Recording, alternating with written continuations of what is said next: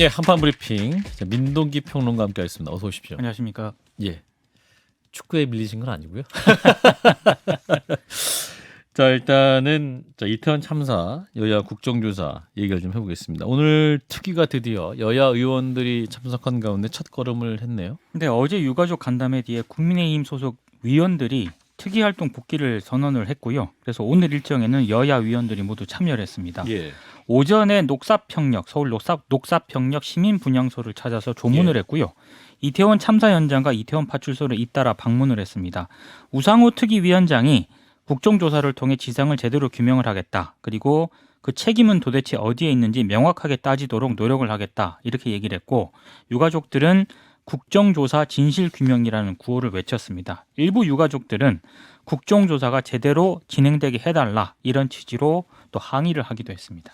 예, 일단 현장 조사 시일이 좀 지났기 때문에 어떤 것을 볼 수 있을 것이냐 이런 질문도 할 수 있었을 것 같은데. 네, 일단 여야들. 경찰과 소방 관계자들의 브리핑을 위원들이 청취를 했고요. 예, 사고 당일 현장 상황과 윗선 보고 내용, 인력 배치 등에 관해서 설명을 들었습니다. 이후에 이제 현장 인근 이태원 파출소를 여야 위원들이 방문을 했는데, 특히 파출소 1층에서 경찰의 참사 전후 대응이 적절했는지를 좀 물었고, 예, 이임재 전 용산경찰서장이 참사 당일 올라갔다는 파출소 또 옥상을 둘러보기도 했습니다.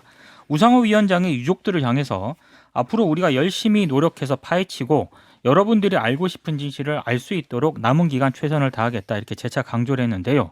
이 과정에서 유족들이 왜 미안한 행동을 해놓고 미안하단 말을 안 하느냐. 오늘 보니까 경찰들이 이렇게 많은데 왜 그날은 아이들이 그렇게 살려달라고 아우성치고 울고불고 했는데도 하나도 없었느냐 이렇게 호소를 하기도 했습니다. 오후에는요, 서울경찰청 112 상황실하고 서울시청 재난안전상황실을 방문해서 관계자 등을 위원들이 면담을 했고요. 예, 23일 진행되는 2차 현장 조사에서는 용산구청 그리고 행정안전부를 찾을 계획입니다. 그리고 다음 주에는 총리실, 대통령실, 국정상황실 등으로부터 2차례 기관 보고를 받을 예정이고요. 청문회는 내년 1월 첫 주에 3차례 진행이 될 예정입니다. 예, 이런 가운데 특수본에서는 이임재 전 용산경찰서장 그리고 박희영 용산구청장에 대해서 구속영장 신청했군요. 네, 박희영 용산구청장에 대해서 구속영장 신청을 했고요. 예, 한 차례 구속영장이 기각이 됐던 이임재 전 용산경찰서장의 영장도 다시 신청을 했습니다. 박희영 구청장과 함께 최원준 용산구청 안전재난과장의 구속영장도 청구를 했는데, 예, 박희영 구청장은 업무상 과실치사상 혐의를 받고 있고, 최원준 안전재난과장은 업무상 과실치사상 혐의와 함께 직무유기 혐의를 또 받고 있습니다. 이임재 총경과 함께 송병주 전 용산경찰서 112 상황실장의 영장도 2주 만에 다시 청구가 됐는데요.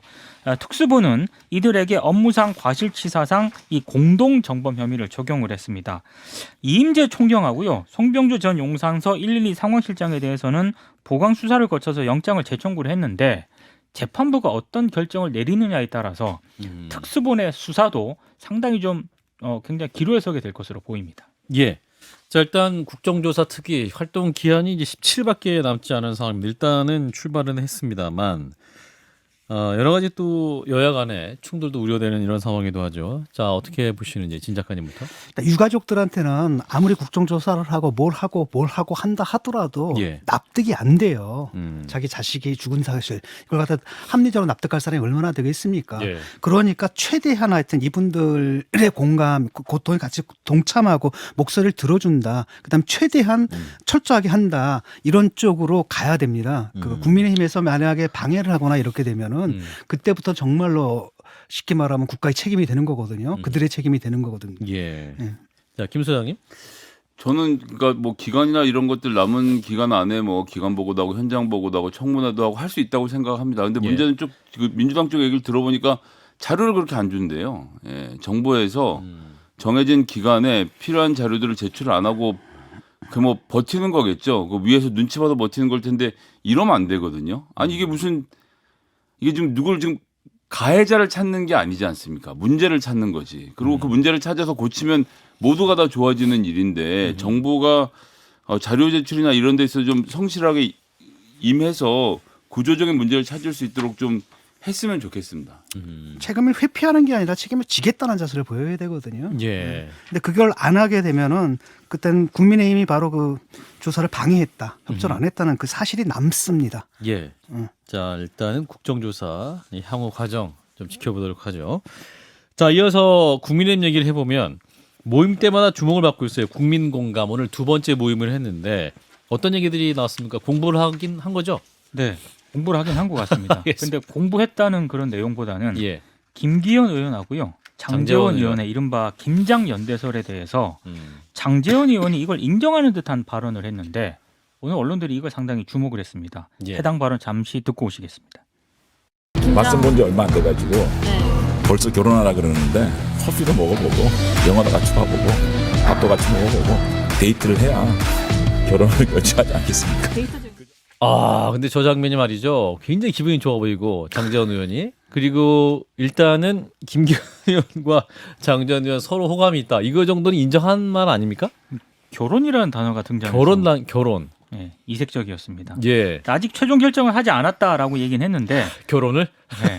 어찌됐든 김기현 연대를? 의원하고 약혼만 한 거예요. 연대설 자체를 부인을 하지 않았기 때문에 예. 이게 언론들의 주목을 받았고요.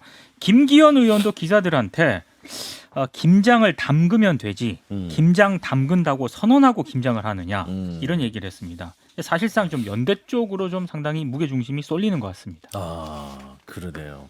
자, 그럼 이런 발언이 나온 배경도 있을 것 같은데 어떤 배경이 있을까요? 그러니까 가장 큰 전당대회 변수가 이른바 윤심 아니겠습니까? 대통령의 마음. 그렇습니다. 근데 친윤계에서는 이른바 주자들은 굉장히 많은데요. 앞서가는 주자가 별로 없습니다. 그러니까 김기현 의원하고 권성동 의원 정도가 자기 당권 여론조사에서 이제 이름이 오르내리는 그런 정도인데 오히려 뭐 나경원 전 의원이라든가 안철수 의원, 유승민 전 의원의 존재감이 훨씬 더 큰 상황이거든요. 그렇죠. 근데 이런 상황에서 장제원 의원이 김기현 의원을 지원하는 듯한 그런 발언을 했기 때문에 언론들의 해석은 혹시 윤심의 방향이 김기현 의원 쪽을 향하는 것 아니냐 이런 해석을 좀 조심스럽게 내놓고 있고요.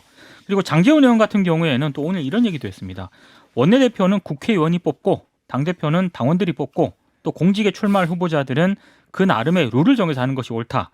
이런 룰을 반대하는 분들은 우리 당원들을 폄훼하는 것이다. 이렇게 얘기를 했습니다. 그러니까 한마디로 이제 유승민 전 의원하고 안철수 의원처럼 룰 개정을 반대하는 당권 주자들을 향해서 굉장히 날을 세우는 그런 모습을 보였는데 굉장히 신경전이 계속 가중이 되고 있습니다. 장재원 의원은 2선으로 물러난다고 하셨는데 1선으로 자연스럽게 복귀를 했네요. 공부 모임을 기점으로 공부에 관심이 많으시다 보니까. 네. 아유, 좀 상당히 업되어 보이세요. 그러니까 아까 화면에 나오고 보니까 굉장히 기분이 좋은 상태인 것 같은데. 자, 그러면 일단 오늘 국민공감 모임에 참석한 의원 한 분을 연결하도록 하겠습니다. 국민의힘 홍석준 의원을 연결합니다. 의원님 나와 계시죠? 예, 안녕하십니까. 예. 자, 오늘 두 번째 국민공감 모임이 있었는데, 자, 지난번에는 의원 71명, 71명이 참여했었는데, 오늘은 어땠습니까? 예, 오늘은 그 아침부터 이제 눈이 많이 내려서 사실 교통 상황이 안 좋았음에도 불구하고 한 10명, 50명 정도가 좀 참석을 해서 50명 열띤 정도? 좀 분위기가 좀 끝까지 좀 유지되었습니다. 아하. 공부 다들 열심히 하신 거 맞죠, 의원님? 예, 뭐 아무래도 그 뭐 주제도 굉장히 좀 뭐 좋았고 예. 전반적으로 분위기도 굉장히 좋았습니다. 알겠습니다. 일단은 이제 공부보다도 이제 언론에 화제되는 건 장재원 의원의 발언입니다. 김장연대, 김기현 의원과 김장연대 질문을 했더니 맞선 본 지 얼마나 안 됐고 벌써 결혼하라고 그러는데 데이트를 해보고 좀 결정해야 되지 않겠냐 이런 발언을 했어요. 의원님은 이 발언 어떻게 들으셨어요? 원래 공부에 좀 집중을 해야 되는데 그런 좀 잡담에 좀 언론이 더 관심을 좀 언론이? 가진 것 같아요. 언론 잘못이구나. 예. 아닙니다. 언론 잘못이야. 그래도 오랜만에 좀 이렇게 데이트라는 로맨틱한 단어를 쓰면서 하니까 뭐 저도 상당히 좀 신선하던데 근데 데이트라는 표현을 우리 그 장제원이 썼는데 그 표현보다는 또 김기현 의원이 또 뭐 김장을 아예 뭐 담궜다 맛을 봐라는 식으로 또 말씀을 하셔서 두 분 중에 김기현 의원이 좀 더 적극적으로 표현을 하신 것 같습니다. 그러니까 김기현 의원이 더 정확하게 좀 손을 내미는 그런 몸짓이었다고 해석하시는군요. 뭐 아무래도 김기현 의원 뭐 본인 당사자에 대해서 지금 이제 당대표 후보로 뛰고 계시니까 예. 본인이 좀 더 적극적인 어떤 구애의 어떤 그런 어떤 제스처인 것 같습니다. 그 의원님께서 지난번 저희 방송에 나오셔서 전대 룰 바꾸는 것에 대해서 신중해야 한다고 말씀하시지 않았습니까? 근데 네네네네. 결국 당원 투표 100%로 결정이 됐어요. 네. 유승민 전 의원은 이제 물론이고 안철수, 윤상현, 하태경 의원 등등이 안타깝다, 걱정스럽다라는 의견을 내놓고 있는데 의원님은 어떻게 생각하십니까? 예, 저도 지난번에 말씀드린 것처럼 전대룰을 전당대회를 앞두고 바꾸는 것은 결코 바람직한 모습은 아니라고 생각합니다. 예. 지금 현재 이런 어떤 모습이 나온 것에 대해서 물론 이제 지금 저희들 당원이 지난번 전당대회 할 때는 한 28만에서 지금 80만 정도 늘면서 굉장히 전국적인 어떤 유권자 분포도 즉 20대, 30대, 40대 지금 당원 비중이 저희가 한 30%, 32%, 3%가 되고 예. 또 지난번에는 대구 경북이 한 30% 정도를 차지했었는데 지금은 수도권의 비중이 많이 늘어나서 예. 유권자 분포와 이제 비슷하게 돼서 결국은 이제 당심과 민심 이 괴리가 크지 않을 거다 이런 어떤 것 때문에 지금 더더욱 전대룰을 바꾸는데 좀 힘이 더 이제 많이 좀 실린 것 같습니다. 의원님 어떻게 보세요? 긍정적으로 작용할 걸 보십니까? 이제 일각에서는 총선 패배로 갈 수밖에 없다라는 해석도 이 제도 비판하시는 분은 그렇게 말씀하시는데. 글쎄요, 이렇게 됐다고 해서 이런 어떤 방식의 전대룰을 한다고 해서 사실은 이제 중도층 확장이 좀 부족하게 되고 총선에 패배할 어떤 그런 원인 단초가 된다 이런 해석은 조금 저는 좀 과도한 것 같고요. 예. 결국은 얼마만큼 이제 민심과 위배되지 않는 어떤 당심의 결과를 이 전대에 통해서 이제 도출하느냐 그게 이제 문제가 되겠죠. 그렇군요. 근데 이제 오늘 박지원 전 국정원장은 이제 윤심이 있는 후보가 당대표가 되는 걸 거의 기정사실로 하시는 것 같고 공천에서 이제 칼질이 있을 것이다. 그로 인해서 유승민발 분당 가능성까지 언급을 하는 상황인데요. 의원님은 어떻게 판단하십니까? 저는 그렇게는 생각하지 않습니다. 왜냐하면 첫 번째는 저희들 지금 굉장히 지금 현재 현역 의원이 좀 소수입니다. 그렇기 때문에 예. 사실은 어떤 공천에서 칼질할 대상이 그렇게 지금 현재 많지가 그런가요? 않고 예. 예. 그다음에 이제 유승민발 국민의힘 분당 가능성 이것은 박지원 원장이 분당에 경험이 많으셔서 이런 말씀하시는지 모르겠는데 예. 저는 이럴 가능성은 거의 없다. 왜냐하면은 저는 두 가지를 보는데 첫 번째 원래 보수 우파 쪽은 사실은 분당이 잘 일어나지 않은 게 사실은 DNA였습니다. 그런데 지난번 탄핵 과정에서 이제 바른당이 이제 분당을 했었는데 그 분당에 따른 어떤 학습 효과가 지금 굉장히 분당을 찬성해서 나가는 사람들에 대해서는 아직까지도 그 꼬리표가 지금 붙어 다닙니다. 예. 대표적인 분이 사실은 이제 유승민 의원이시죠. 예. 본인은 탄핵의 강을 건너자고 말씀하시지만 여전히 아직까지 당원들 내지는 국민들에서는 그런 분당의 그런 어떤 책임 소재가 있고 예. 두 번째 또 분당의 가능성이 볼 때는 거의 극히 제로인 이유가 나가서 현역 의원이나 아니면 또 후보자들 같은 경우는 당선 가능성이 있어야 되는데 예. 제가 볼 때는 당선 가능성이 거의 없기 때문에 분당에서 나갔을 경우에 예. 따라 나갈 사람은 분당에서 합류할 사람은 거의 없다 이렇게 봅니다. 사실 좀 국민 공감 얘기 아까 전에 말씀하신 대로 이제 언론이 하는 얘기 말고 실제로 공부에서 나눴던 했던 말씀들 예. 노동개혁 관련 주제였다고 하시는데 윤석열 대통령 말씀하신 노동개혁의 그런 힘을 좀 싣는 분위기였나요? 어떤 내용들 주로 토의하셨는지 궁금하네요. 네네네. 오늘은 이제 김태기 중앙노동위원장이 디지털 전환과 노동개혁이라는 이름으로 그리고 또 이채필 전 노동부 장관이 이제 윤석열 정부 노동개혁의 길이라는 두 가지 주제를 가지고 이야기를 했습니다. 잘 아신 것처럼 김태기 중앙노동위원장은 노동경제학자로서 우리나라에서도 나름대로 실력이 있다고 이제 좀 정평이 난 분인데 아무래도 좀 글로벌한 어떤 스탠다드에서 특히 디지털 전환에 따른 현재의 어떤 문제점, 특히 노동의 가치를 어떻게 대기업 중소기업의 어떤 기업의 어떤 위치를 떠나서 인정을 해줄 것인가. 특히 지금 이런 어떤 상황에서 좀 경직적인 이런 어떤 제도와 노사관계를 어떻게 좀 유연하게 바꿀 것인가 이런 면에 대해서 많이 좀 이야기를 하셨고 이채필 전 장관은 정통 노동부 공무원으로서 장관까지 하셨던 그런 어떤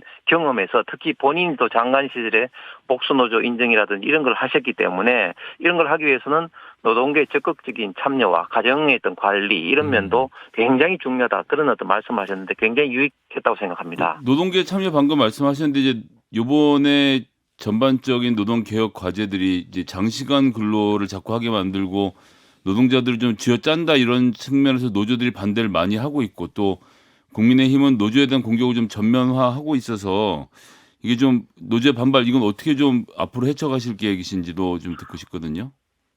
저는 노조의 반발보다는 노동자 입장에서 좀 생각을 해야 되고 특히 또 노조 중에서도 너무 좀 민노총으로 대별되는 좀 너무 기존 노조의 어떤 입장에 대해서만 사실은 그동안 좀 정부에서 신경을 썼지만 사실은 우리나라에서 현재 노조 가입률, 조직률이 한 13, 4%밖에 되지 않고 있습니다. 그렇기 때문에 노동시장이 이중구조로 하는데 이런 어떤 중소기업의 어떤 노동자적인 이런 어떤 면에 대해서 우리가 어떻게 좀 글로벌 스탠다드에 맞게끔 특히 노동자의 좀 입장에서 정년의 어떤 문제라든지 또 고용의 문제라든지 임금의 문제라든지 이런 문제를 좀 다뤄야 될 것 같습니다. 예.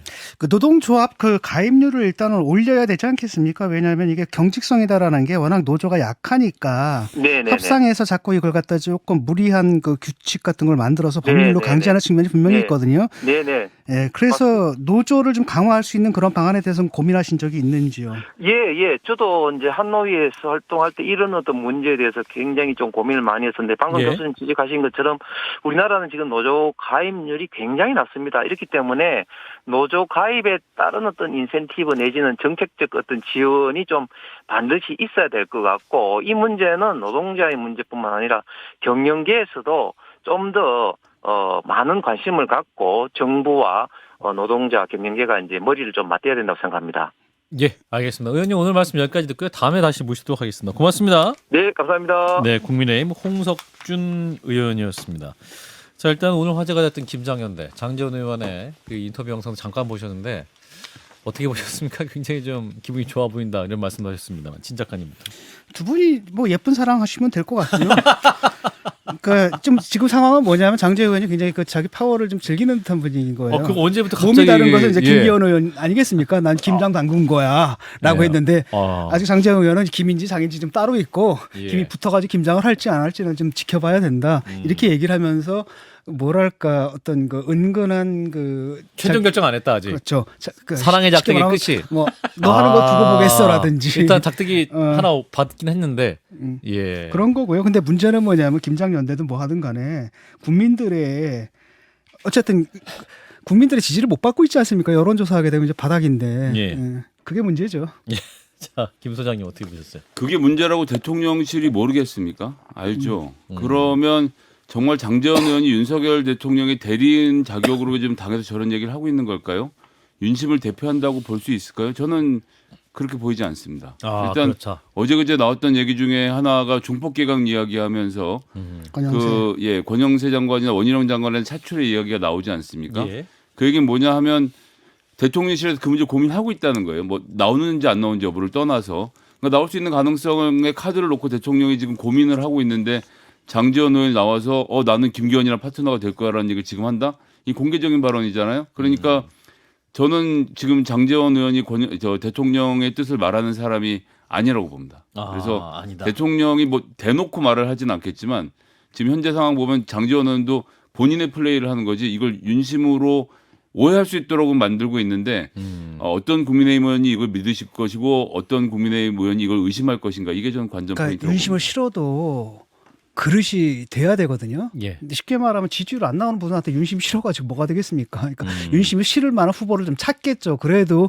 윤심이 실렸을 때 파괴력을 가질 수 있는 사람. 예. 그래서 아직은 뭐 김기현 같은 경우에는 김기현 의원 같은 경우는 그걸 못 보여줬고 일단 여론조사하게 되면 수치가 지금 그렇게 나오거든요. 의미 수치가 아니다.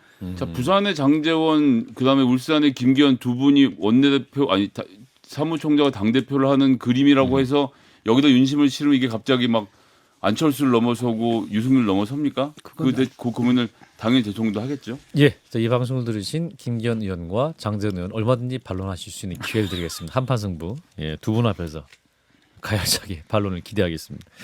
자, 다음 신년 업무 보고 올해는 조금 일찍 시작이 됐는데 오늘 오전 기재부 업무 보고 시작으로 앞으로 이어질 예정이라고 하죠. 어떤 내용들이 있었습니까? 청와대 영빈관에서 진행이 됐습니다. 요즘 청와대를 자주 이용을 하는 것 같습니다. 청와대 영빈관. 그러니까 네네. 용산 말고. 용산 말고 청와대 예. 영빈관에서 한번 써보니까 마음에 드셨나 봐요. 와버리 좋네. 뭐 이런 거 아닙니까? 뭐 그런 것 같습니다. 예. 그래서 노동, 교육, 연금 개혁 얘기를 강조했고요. 특히 최우선 개혁으로 노동을 꼽았습니다. 요즘 노동 개혁을 상당히 좀 비중을 싣고 있는데요. 예. 윤석열 대통령은 노동시장에서의 이중구조 개선, 합리적 보상 체계, 그리고 노노 간 착취 시스템을 바꿔나가는 것이야말로 노동의 가치를 존중하는 것이다. 이런 점을 강조를 했고요. 노동자의 착취는 사용자가 많이 하는데 노노 간의 착취가 발생한다. 그렇습니다. 노노 간의 이른바 귀족 노조와 그렇지 않은 노조를 아마 이중구조 이 부분을 많이 언급을 했고요. 예. 그리고 노사 법치주의 얘기를 굉장히 또 강조를 하고 있습니다. 그러면서 오늘은 노조 부패라는 단어를 꺼냈거든요. 노조 부패. 네, 공직 기업 부패와 함께 우리 사회에서 척결해야 할 3대 부패 가운데 하나가 노조 부패다. 그래서 노조 활동도 투명한 회계 위에서만 더욱 건강하게 발전할 수 있다. 이런 점을 강조를 했습니다. 그리고 부동산 문제를 언급을 했는데요. 예. 이거는 이제 문재인 정권에 대한 비판의 날을 세웠던 것으로 일단 보입니다.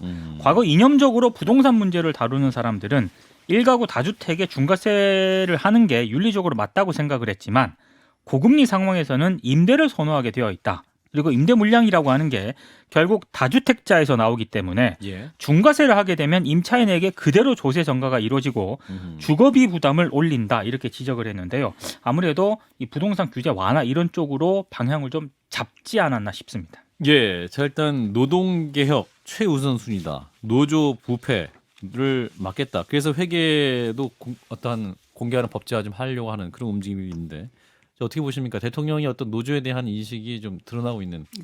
상당히 이념적이죠. 이념적이다. 쉽게 말하면 지금 올해 뭐 노사 분규 일어난 게 있습니까? 거의 없잖아요. 그로 인한 피해가 있었습니까? 없잖아요. 대한민국이 노조 조직률이 높은 나라입니까? 그것도 아니잖아요. 예. 라고 하는데 갑자기 부패 얘기를 하는데 노조 재정들 대부분 다 투명하게 공개하고 있지 않나요? 뭐 노조 일부 감사를 받습니다. 예, 일부 예. 부패는 한 사람이 있겠지만 그거야 어디나 있는 현상인데 회사도 부패하고 예. 다 부패하죠. 꼭 예. 짚어서 이렇게 얘기를 하는 것은 상당히 이게 이제 보수 우익 쪽의 이 세계관을 좀 반영하는 것 같거든요. 예. 근데 이렇게 되면 사실 정책이 망가지게 됩니다. 왜냐하면 허구적 인식을 갖게 되거든요.